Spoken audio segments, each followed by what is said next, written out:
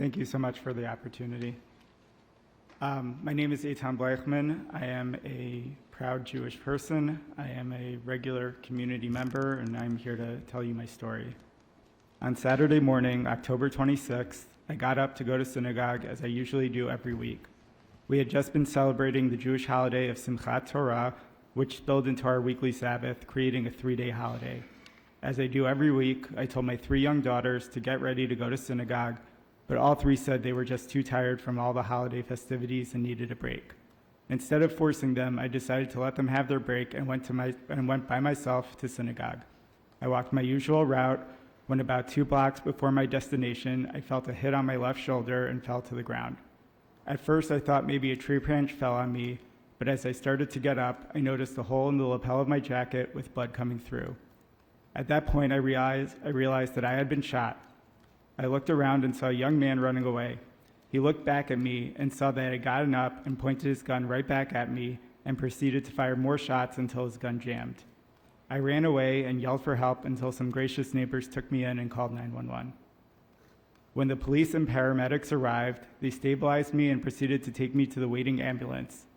At that point, the shooter returned and fired at the first responders, hitting the ambulance. I remember being in the ambulance with them and them being scared, saying nothing like this has ever happened. As I got to the ER, I remember that shortly after they examined me, the staff there were preparing for another gunshot wound victim. My first thought was that, oh my God, he got somebody else. In reality, it was the shooter, and he was placed in the ER bay right next to me, separated by just a curtain.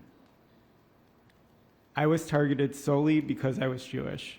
I was dressed in a suit and a tie and kippah, no different than I am today, and shot while walking to synagogue. There was no provocation and no interaction. In fact, I didn't even see him as he came at me from behind. Anti-Semitism is so blinding that this man cowardly attacked a defenseless Jewish person from behind just because he was Jewish. He was further blinded by his anti-Semitism that rather than trying to escape, he came back to fire at me again while I was defenseless in a gurney. He was even further blinded by his anti-Semitism that he fired at first responders and police officers because they were helping a Jewish person. Anti-Semitism is not just a Jewish problem, it is an everyone problem. So many things could have gone differently. What if my kids weren't too tired and came with me? Would I have been able to protect them? What if his gun didn't jam? What if the neighbors ignored my pleas for help? What if the shooter didn't find me first and made it to his intended target? I'm only here today by the grace of God and the miracles that I experienced. I want to thank the police officers, the first responders, and I want to thank the Commission for the opportunity to share my story, and I hope the work done here today will help us eliminate anti-Jewish hate. Thank you.